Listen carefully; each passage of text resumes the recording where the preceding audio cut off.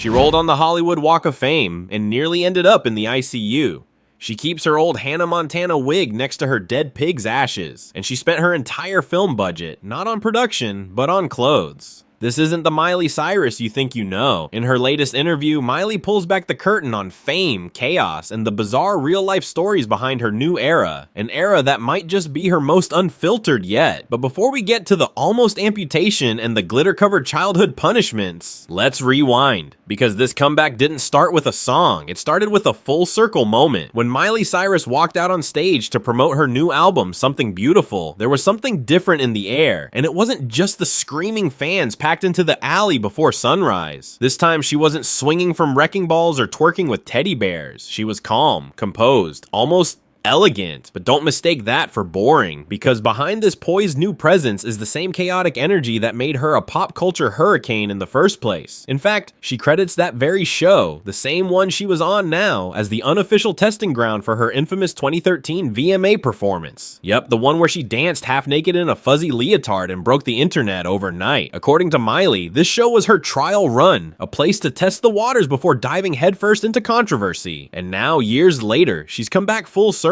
not just to prove how much she's changed, but to show she's still in control of the narrative. But just when you think Miley's mellowed out, no matter how far Miley tries to step into her new era, Hannah Montana is never far behind, and she knows it. Backstage, a fan from the Cayman Islands casually told the host that the reason she sounds Californian is because she grew up watching nothing but Hannah Montana. That's how deep the character went, shaping the way people talk, act, even dream. And Miley? She laughs it off, saying she must have done a good job faking her Malibu accent, because truth is, she's country through and through. But things got even funnier when Miley broke down a bizarre theory she fully believes in: the divide between Nickelodeon gays and Disney gays. According to her, Nickelodeon gays are into gross out humor, boogers and bro jokes, she calls it. Disney gays, on the other hand, fabulous, dramatic, living for wigs, sequins, and teenage pop stars, living double lives. She even describes Hannah Montana as the most famous drag queen for kids. And honestly, she's not wrong. Still, what's wild is not that Miley embraces her past. It's how prepared she is for it. Most celebrities have closets full of designer outfits. Miley Cyrus? She's got a full-blown digital archive, complete with iPad access, of wigs, boots, and ashes. Yes, ashes. Turns out Miley didn't just keep her Hannah Montana wigs, she cataloged them. Long ones, short ones, bangs for hiding teenage acne. Each look logged like museum artifacts.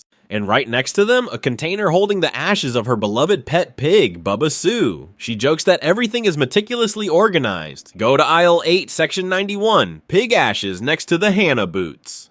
It's weird, it's emotional, and somehow it makes perfect sense. Because while most people only see the public image, Miley's entire past, her chaos, her glam, her grief, is sitting right there in her iPad files. It's funny until you realize this is someone who's been famous since childhood, and this digital archive, it's her way of holding on to an identity that the world constantly tried to control. But all of that organization couldn't save her from what happened next. When Miley filmed the video for her new song, Walk of Fame, she didn't rent out Hollywood Boulevard or shut down traffic. She just showed up in the middle of the night and started rolling around on the literal Walk of Fame. No permits, no safety nets, just Miley, a camera, and a whole lot of concrete. It looked raw and rebellious, exactly what she wanted. But a few weeks later, it nearly cost her more than just a few scrapes. By Thanksgiving, she was in the ICU. At first, doctors were baffled. Her leg had become severely infected, disintegrating near the kneecap. One surgeon looked at it, made a face, and literally said, "Yuck." Mind you, this is someone who slices open human bodies for a living, and even he was disgusted. Only then did Miley realize she had probably picked up the infection while rolling around on one of the dirtiest sidewalks in America. No protective gear, no steam-cleaned pavement, just raw ambition and questionable sanitation. And still, she laughs about it. She shrugs it off, because in her words, she had a big dream and a small budget, and spent most of it on clothes. But the story behind her visual album goes way deeper than just medical bills. Don't call it a movie, because because Miley won't. While most artists drop music videos, she created a full-blown visual album with cult director Panos Cosmatos, best known for the trippy horror film Mandy. It's 1 hour long, intensely cinematic, and filled with neon-drenched scenes that feel more like a dream than a story. But here's the twist. There's no plot, no beginning, middle, or end. Why? Because Miley didn't want to follow the rules of storytelling. She is the story. She says music is storytelling enough. Each song its own narrative. And the visuals? They're just there to heighten the emotion, not explain it. There's no need for characters when Miley is the character. Unfiltered, unmasked, and completely in control. Instead of pushing a message, she wanted fans to bring their own meaning to each scene. What might be about her mother could feel like it's about your friend. What was written after heartbreak could sound like your new beginning. That's the beauty of it. She gives you the canvas and you paint the story. But long before the big budget visuals and philosophical artistry, Miley was getting paid in glitter and lint.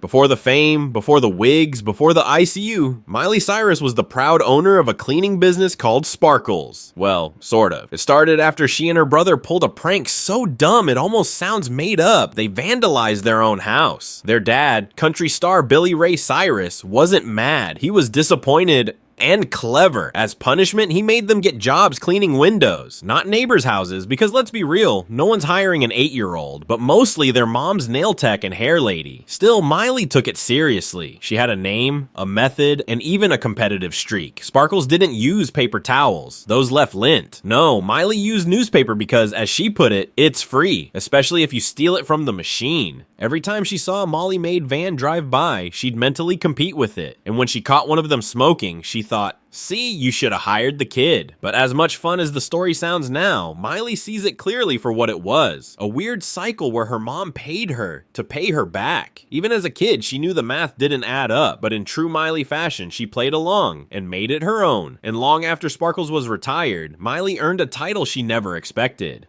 For someone who once twerked her way into controversy and declared herself done with Disney, being crowned a Disney legend feels ironic. But that's exactly what happened. After nearly 2 decades of shaping childhoods and confusing adults, Miley was officially honored by the very company she once tried to escape. And when asked about it, she couldn't help but laugh. "It's the heaviest award I've ever been given," she said. Literally, it's just a Mickey Mouse hand made of stone. There's no prize money, no red carpet perks, just a statue and a strange mix of emotions. Because while Miley earned it, she also outgrew it. She jokes about being inducted alongside people like Jamie Lee Curtis and Harrison Ford, but deep down, you can sense that being a Disney legend is less about nostalgia and more about ownership. Ownership of a chapter that shaped her, challenged her, and nearly swallowed her whole. She's not running from it. She's just rewriting the ending. And now, with her new album and visual film, she's inviting fans to join her. Not as Hannah, not as a pop provocateur, but as herself. But of course, she couldn't resist leaving us with one final twist. Just when you think Miley Cyrus has done it all, Disney icon, VMA chaos agent, ICU survivor, she drops a casual bombshell. A Bangerz tour sequel? Maybe. A full-on theater takeover where fans dance, shout, and cause just enough trouble to go viral again? That's the dream. She wants it loud, unpredictable, maybe even a little messy. Because underneath the glam, the growth, and the polished new image, Miley is still Miley. The girl who turned punishment into a business. The performer who risked a limb for a shot on the Walk of Fame. The artist who refuses to follow the script, even when it's her own. She doesn't want quiet applause. She wants movement, mayhem, and meaning. A dance between her and her audience. A night where the music takes over and expectations are thrown out the window, just like those paper towels Sparkles refused to use. This isn't a comeback. It's a reminder. Miley never left. She just changed the rules and then rewrote them all over again.